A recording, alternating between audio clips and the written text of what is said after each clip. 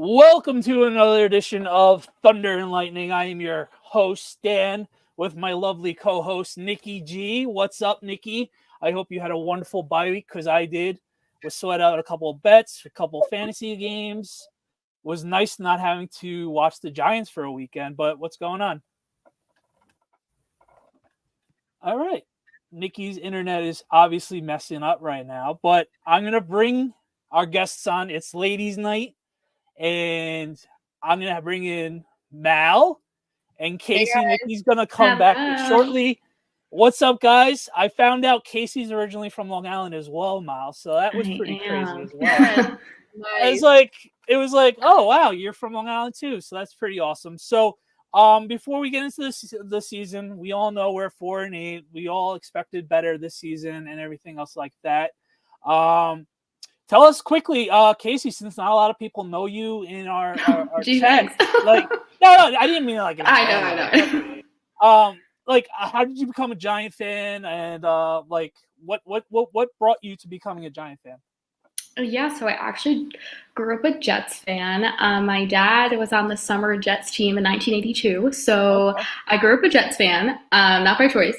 And then as I got a little older, one of my brothers started liking the Giants more, so I kind of followed him, and now I like them and watch them the most out of everyone. So I went to the Super Bowl parade, the last Super Bowl parade in the city. So I mean, I was a fan then, but when I was young, I was a Jets fan. So okay, awesome. No, yeah. Well, we're from Long Island, the three of us, so we know it's Jet country. Obviously, me being the closest from Hofstra, they practice at Hofstra, so I obviously went during the summer. But yeah, obviously with that, here she is. Is her internet working? Nick, you there? No? All right, Nick, try again. Redo. This is why you the update. Hold on, is she there? Hold on, she's texting. She's trying. She's trying really hard. Let's see. This is great, man. I think you're on a delay. No, Nikki, you're on a delay. I feel like. Yeah, I feel like if we would all be glitching then too. Yeah. So yeah. Obviously, we're all from Long Island. Jets were the main thing, but obviously we overcame that illness and became Giant fans. So while we wait for Nikki, we'll start it going. Everything else like that. We'll go MVP, LVP. We'll probably have a lot of those more than MVPs. Highlight of the season so far, low light of the season so far, and what we expect for the remaining 5 games of this season. So, Mal, I don't know why I'm calling you Mal, but Mal, who's your MVP so far this season? So I actually had 2, but if I had to pick one most valuable player, it's Dexter Lawrence. Everybody knows that I'm the head of the Sexy Dexy fan club, and guy is just showing out this year, completely dominant. One of the best nose tackles in the league. Honestly, he's really the staple of our defense, and I think that kind of showed when he was out last week. Right. We had a lot of problems with the run game. He's a great leader. He's great for the locker room, and I think that he's one of the most important people on our team this year, and I mean every year so far.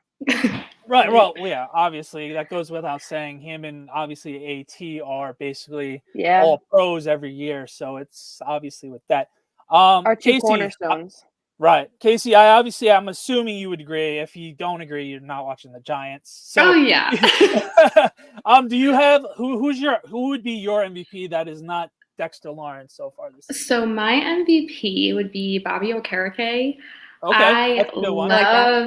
I love watching. He's been awesome for us. I think it's been a while since we had like a strong linebacker. Mm-hmm. And, I think right now he's tied for 6th for solo tackles at 70. He was 4th, but because of the bye week and all the other games, he's had pass breakups. He's just all over the field. Like he's 2 interceptions, 4 forced fumbles. I just feel like we haven't had a good linebacker like that in a while, and especially him and Micah McFadden together are just a great duo. And I think he's obviously with the Colts, and he's a vet, but he's a great captain, like as well, like in the locker room, and a great player. But I think I really like a lot of basically a lot of guys on defense. I had like a couple because like I feel like our defense has been doing like obviously better than the offense. Right. But I think so many players are growing and thriving under Wink's defense personally, but he is my MVP. Okay. So, yeah, no, I think Bobby Okereke, once he's got it going on, like knowing where to be and where to go Right. after week 3, I guess you would say, he's been a menace all over the field. He's been causing turnovers almost on a weekly basis. He's actually catching a couple interceptions as well. Tip passes for pick sixes with the Jason Pinnock touchdown against the Dolphins. Pinnock's doing great too. Like, yeah, no, a lot of defense, man. Yeah, if you've known me for a while, everybody knows how much I like Jason Pinnock. So I'm very happy to see that as well. I guess we're gonna keep the trend going. Darius couldn't wait. He's like, "Where's the okay?" Kayvon is one of my. Okay, I literally love Kayvon. That he was on my list too. I will just put that there. I just he's we lost Casey too. Darius, relax. We got you, Darius. Come on. We know the deal. Don't worry. I got you, buddy. Anyway, I love Kayvon, but your turn. That I literally one of my favorite players, but I just had to look at stats and really. Anyway. Right. No, it's all good. He was my second. Okay. Mine too. So I will, since we all went different, I'll close it out with the closer, as Darius just said, that Carl Banks usually calls him. So Kayvon, obviously he already has 11.5 sacks. He's learning how to stop the run. When he stops the run, he could be an all-dominant, hopefully a Pro Bowler / all-pro outside linebacker. So he's starting to see that more and more. Like Darius just said in the chat, he is the first guy to get double-digit sacks under Wink Martindale. So crazy. Especially as a rookie, his a second year, but he's still new in the league, Yeah, no, he's showing out, and ever since the WFAN situation with Carl Banks and everything like that, right, that magnified everything that he did on the field, and ever since that moment, he's stepped it up 100% fold. It's funny seeing Brandon Tierney and Salicata's Twitter after every game that every time Kayvon has a big game or a sack. So, yeah, no, definitely those would be the top 3 guys. How about if you had to give someone on offense? I kind of obviously we're 31st, 32nd offense. So if you had to give someone on offense, who would it be? I don't know about MVPs, but maybe doing okay on the offense. That would be a better way. I think, and I don't know about MVP wise, but I think who's been doing okay. I think it's hard. I think Wan'Dale Robinson has been okay since he came back. He's been definitely a weapon and helpful, obviously, but. If no one's really stood out yet, obviously Darren Wall got hurt. Jalen Hyatt's been doing great too when they throw to him, but they haven't been able to get a lot of those deep throws because of just the pocket and everything. But when you target him, he gets it. So I don't really know. I personally don't think I'd have an MVP, but there's been people who have been showing up. Right. I think Slayton's been doing good too. It's just our offense hasn't been doing offensive things. I'll give the MVP to the only guy who's won us 2 games this year, and that is Tommy Cutlets. Okay. So I'll give that to him. I see that. We'll get that for now. Right. No, Tommy Cutlets for now. He's been doing good. The one thing that bothers me sometimes is just that he holds the ball too long, but he's a rookie. That's it. But that's right. But other than that, he's been showing up. Is Nikki okay? Yeah, whatever reason Nikki's reboot is. Did you lose me at a point? Was I here? No, you guys have been clear. I feel like my stuff froze for a second. I'm like, oh, it's my time. No, you're okay. Obviously, Tommy DeVito winning 2 games. I know you guys aren't part of the Tank crew, and obviously with my joke, I don't know, Casey, if you've been following. I just met you yesterday. I made a joke once Tommy DeVito was gonna win a game, I would buy a jersey. So did you? So did you get it? The second the numbers 1-0 against the Washington and Commanders game, I had to buy it. I Mal help me out what kind Yeah, I of did. color jersey and everything. It's okay. Mal helped me out finding a jersey once too. I'm like, can you just send me this link because I cannot find it. Yeah. Do you remember that? I do. For real. So I guess you can go Tommy Cutlets. I'll lead into the biggest question before we get into the other awards. Tyrod's coming back this week. As we saw, we cut Matt Barkley and waived Jacob Eason. So do you go back to Tyrod Taylor with the proven vet, or do you let Tommy DeVito play until he looks bad? As Nikki always says, you have to always ride the hot hand. What would you guys do? And I'll tell you mine after. You can go, Mal. All right, yeah. So I apologize. You guys might hear my dog barking in the background every so often. There he goes. It's all good. He'll stop eventually. But I was actually talking about this with Dan earlier. I think we should rock with Tommy DeVito still. I think at this point in the season, with the way that things are going, we kind of know what direction the season's going to end in. And for now, I think we should kind of see what we have in Tommy DeVito. Kind of let him get some more experience, see if he can be a valuable backup. Okay. I agree. Oh, okay. Well, why do you agree? I agree. I think it's a really it's controversial. You're gonna have both sides. From people will say, oh, Tyrod's a vet, he's more experienced. Tommy DeVito's a rookie and all that. But it's since Tommy DeVito obviously won 2 games, again, I think that ride the hot wave. I just think that the thing is, it's I feel even though we know how the season's going, obviously the team still obviously wants to put their best players on the field, right? So it's if Tommy goes and somehow starts doing what's not great, okay, great, maybe throw Tyrod out. But I think for now, I think Tommy should stay in. I could go both ways. I'm not 100% set where I'm that's a terrible idea. I just think depending on how they're doing. But I think Tommy's been doing good, so I think we can leave him in. But it's just, it could go either way if you look at it from both sides.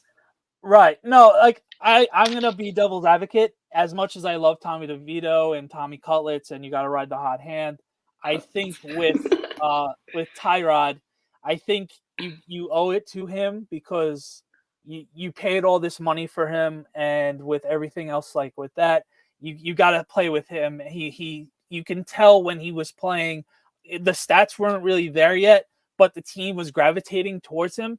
And I think they looked the best offensively when he was playing, other than the Jet game, obviously. I'm going to throw that aside too, being against the Jets, awesome defense. Also, you consider it was basically a monsoon that game. So you knew he wasn't going to have the biggest games there, but between the Bills game and the Commanders game at home, he was able to move the offense. Unfortunately, we know what happened against the Bills at the end of the game and at the end of the first half. But other than that, I think us moving the ball a little bit better with Tyrod would be the reason why I would play him. What Tommy has done the last month has been really commendable because let's face it, I joked about it in preseason because he was my preseason guy of all right, we have to watch the preseason, so he's my guy kind of thing. So we would have never in a billion years thought he would have be playing in this situation right there. So right. So as much as I love him and how for a person who was on the practice squad and played a couple games and winning a couple games, he's played great. Obviously, we're all not blind and we can see him doing a lot better and everything else like that. I think we would have a better shot of being in more games, particularly the 2 Eagle games and a couple others.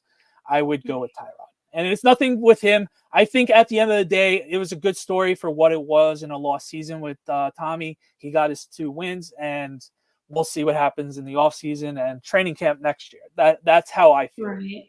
I could see both sides of it. I could. Yeah, me too. I'm not. Right. It's going to be interesting.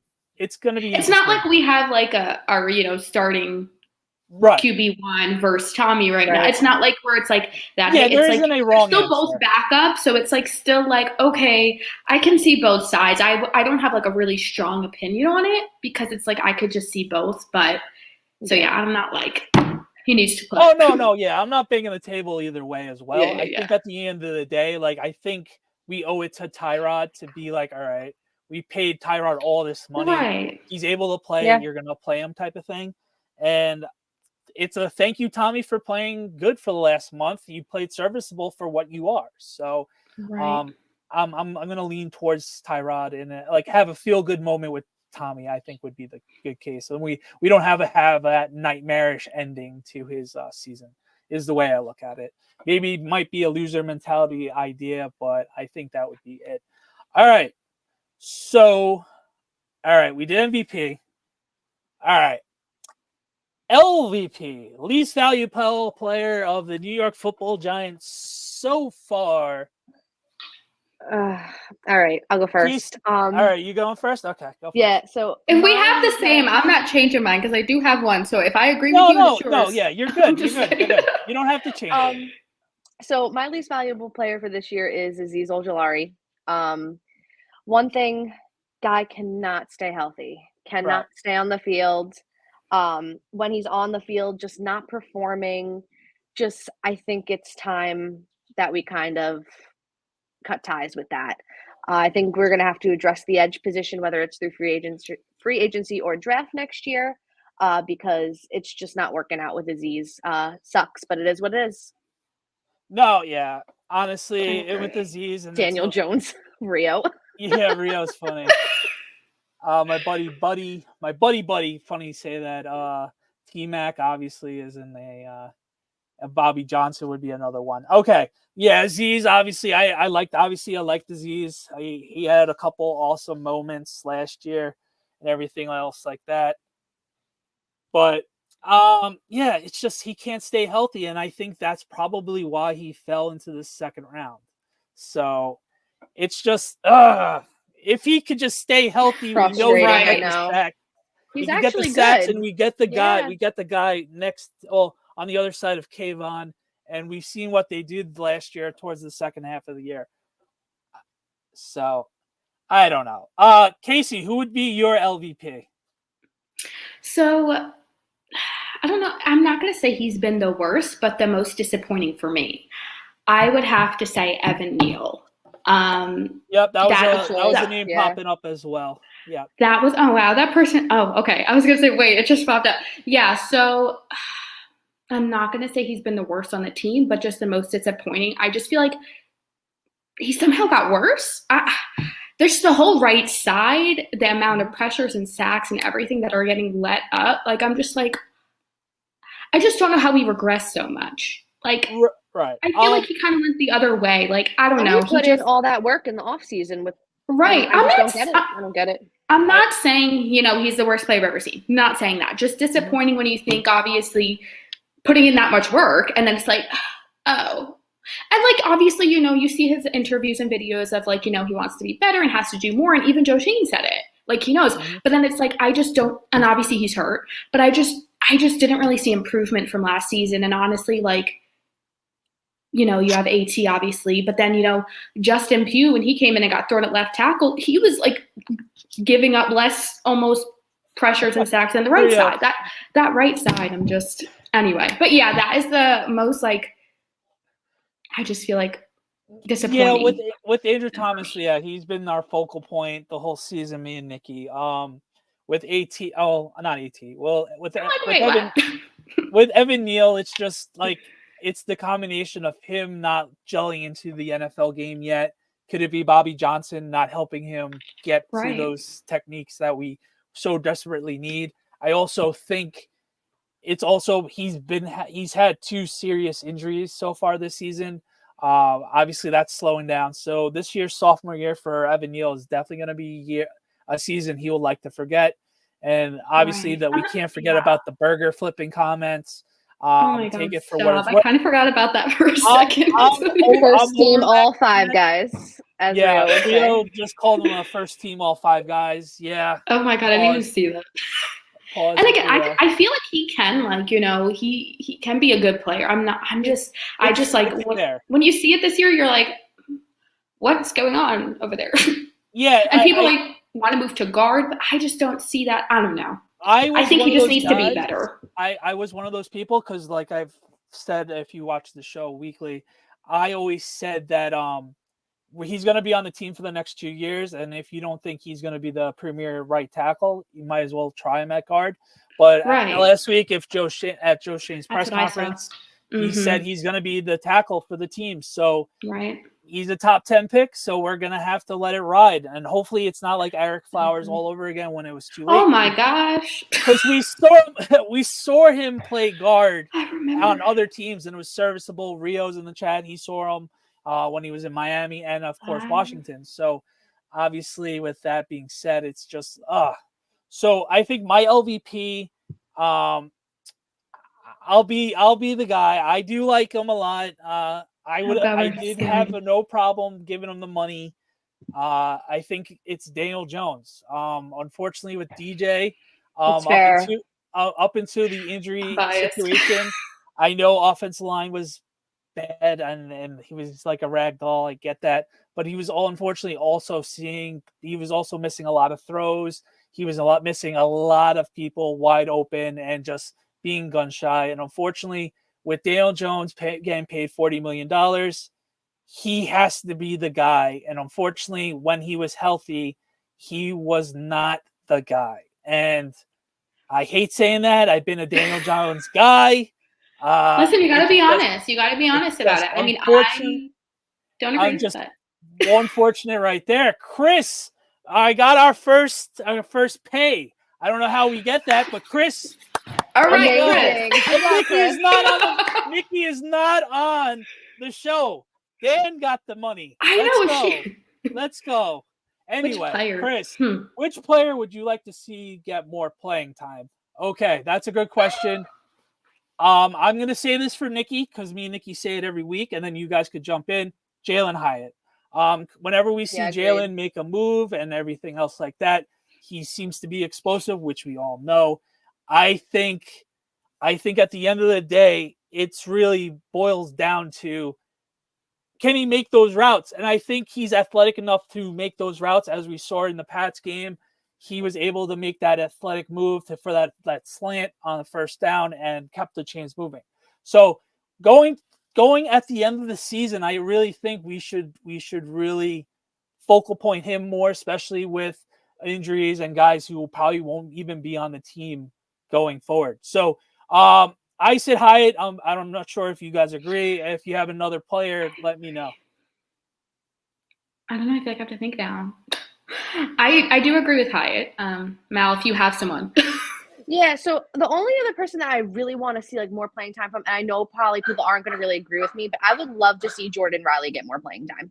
I think that he's going to be good one day. I know he was a 6th round pick. We got him 6 or 7. And I think I would like to see him more, especially now with Leo gone. Before we, get a permanent replacement on the line there, I'd like to see Jordan Riley get a few more reps. Yeah, no, it's definitely towards the end of the season. Whenever on special teams, he's always around the ball. So I wouldn't hate that as well. Casey, do you have one until Chris has another supercharge? I was gonna say, I think he's gotten more playing time lately, but when we first got him, he wasn't playing as I say Isaiah Simmons.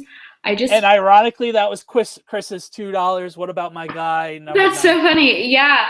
If I had to pick, obviously, if I could think more, maybe someone else. But Isaiah Simmons, he is on the field, but I think lately, I'm going to say the past couple days, I've seen him last couple games, I've seen him more. But at first when he just wasn't playing as much. But maybe him. I don't know. I think I'd like to see him more. I think he, obviously likes blitzing, as he said in Arizona, right? He didn't want to play what he wanted to play, apparently. I don't really know how true that is. But I think he could be a great player on defense, too. I really just think a lot of defensive players just are good here. But I think him. Okay. That's funny that he said that, actually. Yeah, no, I know Chris. I've seen him at the last couple of games, and he actually has an Isaiah Simmons jersey, and he actually had Isaiah sign the back of his jersey. So okay, I knew that. Go Go for Chris it. is great people. I've met him at Yankee games and Giant games. Shout out to you, Chris. Miss you, man. Hope you're doing well. Yeah. Love the shout out. Yeah, Chris is a good guy. I met him the last couple of Giant games. He's a great kid. I just don't live anywhere near there anymore, so I'm in Dallas country. So it's love seeing Cowboys fans. That's all my friends here. We're gonna get into that next time for sure. Okay, we have 3 minutes. Sorry, it's a short show. We're gonna rapid fire. We're gonna do rapid fire quickly. 3 minutes. Highlight of the season, because we all have lowlights. We will be here all night. What would be your highlight of the season? Of like that one particular play, you're like, okay, the season sucked, but we have that moment. Oh, sorry. Go ahead, Casey. You go first. Go ahead. You go. I really wasn't. I don't know about a highlight. I think that what I've liked from in the beginning of the season that kind of changed itself around was our turnovers on defense. We now have 5. Like, I just think, the interceptions, I just think like the defense in the beginning was and then now they found themselves and they've been keeping us basically, every game that we've even won or been close to. So I don't have a set moment, but seeing them, turning around, actually meshing, getting those turnovers, I think that's a good highlight of the season for me so far. Okay. What about you, Mel? Highlight of the season for me was the second half comeback in the Cardinals game. That was so much fun to watch. Okay, you saw Isaiah Simmons in that. Yeah, it made me believe. And then I will go right into are we going into low light, Dan, or are you going to do your highlight first? I'll do my highlight real quick. Yeah, My highlight is by far when I started talking to Rio was the home game against Washington when Deontay Banks got his first interception. And then Jalen Hyatt had a breakout game with that game. So I think that between that was my favorite moment of the season since I was there. Darren Waller sighting, he scored a touchdown. That was amazing. We scored our first touchdown in the first half. So I think with that would be my highlight of the season. Low light, I said it before we went on air. I think my low light was the first drive of the season. When we got our blocked field goal. And I remember texting Mal, I'm sure I texted you, and I also text Nikki, and it was just like, all right, well, it's going to be this kind of season, isn't it? And right away, not even right away. It was just like, bloop, bloop, yep. It was 2 yeps. It's and like, just yep, that was it. And I was just like, yep. And then with that being said, it was just like you see Andrew Thomas running the opposite field, busting his ankle and hamstring, and you're just like, fuck, this is that kind of season. So I think we're going to go there, and I'll let you guys quickly finish out. You can go. I know you were going to go before. Oh, no worries. So my low light of the season was the Seattle Seahawks game, the Daniel Jones pick 6 to Witherspoon. Yeah, I watched that was him unfold directly in front of me, and I watched him stare Witherspoon down. And I was literally sitting in the stands, and I was screaming. I said, he's watching you. He's watching you. And what does he do? He threw it right to Witherspoon, and that's when my season was crushed. That's when I lost a little bit of faith, and mostly all of it in Daniel Jones this year. That's why he was my LVP. Crushed my spirit. That throw alone was the reason why he was my LVP. Yeah, that ruined it for me. Yeah, that was a fun, dramatic night. She's like, that was the moment I knew my heart was broken. Yeah, that was it. Literally, I literally stood there with my hands on my head, and I was like, oh my God. I was like, there's no way. I was like, it's over. Okay. So Casey, let's wrap it up. What's your LVP? Again, I don't know. Low light moment. What? No, I'm sorry. I meant to say low light moment. Oh, yeah, I know what you meant. Again, I don't have specific moments, but when Waller got hurt, I was really pissed about that because it was obviously right before the Raiders game. It was his comeback game. Mm-hmm. So I was mad about that. I just feel like a big low light. It wasn't even low light. I just don't think it helped. It was how many combinations of our offensive line we had throughout the season. I just like when it's not consistent, like it's just, you're not going to get musical chairs. Yeah. Right. And I just feel like it was just too, not that was a low light. Again, there's just so many people getting hurt. Everything you guys said, it's just, I feel like our whole offense for the most part was literally just like, it's literally depressing when you watch, like literally last game, the amount of turnover interceptions. I'm like, you're telling me we have to like rely on our offense to win this right now?